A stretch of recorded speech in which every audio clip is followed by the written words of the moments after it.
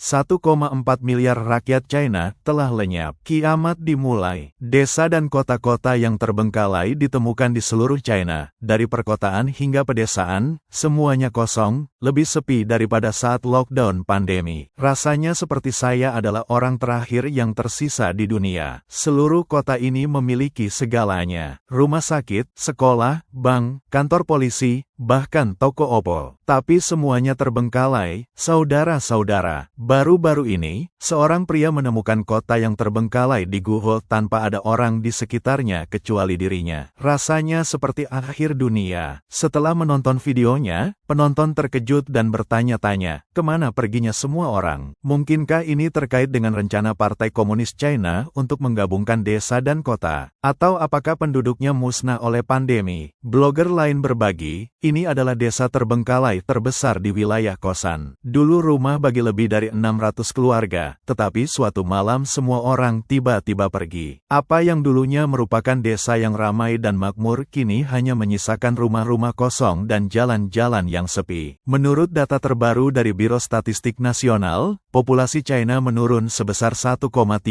juta pada akhir tahun 2024, menandai tahun ketiga berturut-turut pertumbuhan populasi negatif. Populasi pedesaan sangat terpukul dengan 12,2 juta orang lebih sedikit yang tinggal di daerah pedesaan pada tahun 2024 dibandingkan tahun sebelumnya. Sejak tahun 2010, populasi pedesaan telah menurun sebesar 78,3% dan rata-rata populasi di setiap desa kini di bawah 200 orang. Selain itu, jumlah lahan pertanian yang terbengkalai telah mencapai 12 juta hektar, setara dengan total luas lahan pertanian Provinsi Fujian. Para ahli dari PKC memperkirakan bahwa populasi akan terus terkonsentrasi di daerah perkotaan dan klaster kota. Kota-kota seperti Beijing dan Shanghai sudah memiliki kepadatan penduduk yang jauh lebih tinggi daripada daerah lain. Tetapi bahkan di kota-kota yang ramai ini, Anda dapat melihat kontras yang mencolok dengan jalan-jalan kosong dibandingkan dengan pemandangan ramai di masa lalu. Seorang blogger bertanya, apakah China benar-benar masih memiliki 1,4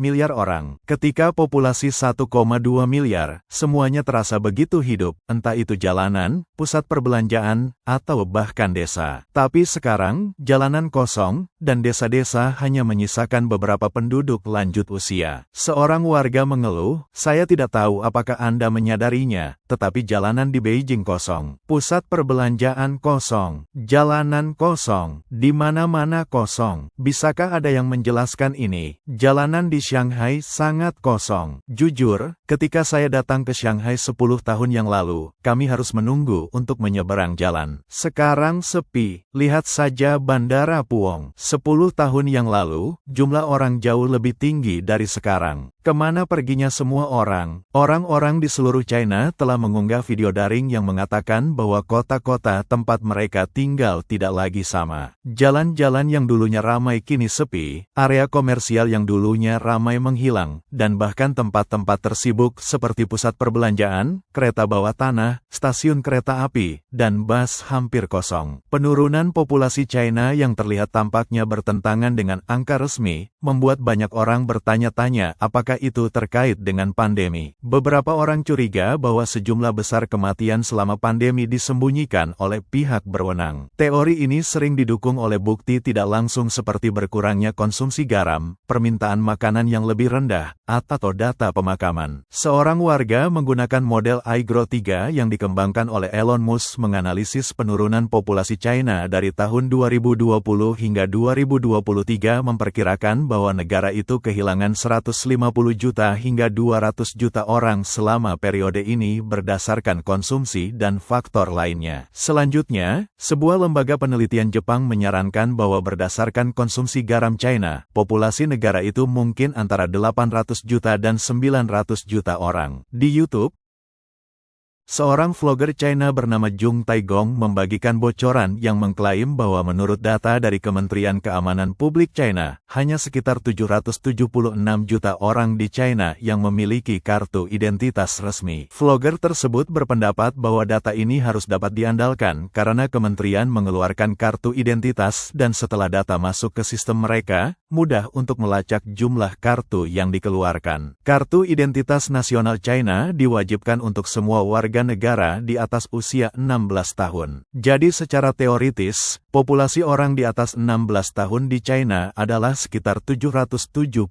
juta. Selanjutnya, kita dapat memperkirakan populasi di bawah 16 tahun. Anak-anak dan remaja sostaf laut sekitar 17 hingga 18% dari total populasi, yang menurut Biro Statistik Nasional berjumlah sekitar 240 juta orang pada tahun 2023. Sebagian besar individu ini belum menerima kartu identitas. Dari sini, kita dapat memperkirakan bahwa populasi sebenarnya China adalah sekitar 1 miliar orang. Banyak yang percaya PKC berusaha keras untuk menyembunyikan pandemi dan populasi yang menghilang.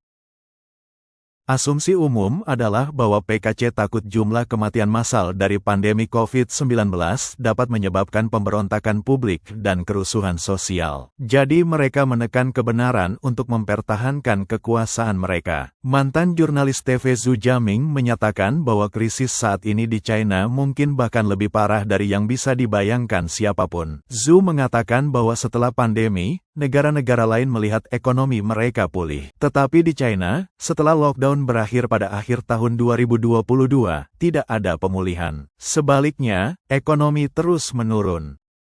Ini adalah hasil yang tak terhindarkan dari penurunan populasi massal. Penurunan signifikan dalam populasi dan angkatan kerja dapat menyebabkan kekurangan tenaga kerja, penurunan permintaan konsumen, dan melemahnya vitalitas ekonomi. Zhu mengatakan ini tidak terjadi dalam semalam. PKC tidak dapat menyembunyikan hilangnya nyawa dalam jumlah besar ini. Jumlah kematian antara tahun 2020 dan 2023 pasti mengejutkan. Hasil sensus ke-7 PKC ditunda selama beberapa bulan, sebuah langkah yang belum pernah terjadi sebelumnya yang mencerminkan ketakutan kepemimpinan untuk mengungkapkan angka populasi sebenarnya. Song juga mencatat bahwa selama pandemi, banyak daerah mengalami antrean panjang untuk kremasi, sebuah fenomena yang muncul kembali sejak akhir tahun 2023. Dia menyebutkan bahwa biaya kremasi telah meningkat secara signifikan dan beberapa provinsi telah menutup mata terhadap praktik pemakaman karena parahnya pandemi karena krematorium tidak dapat memenuhi permintaan.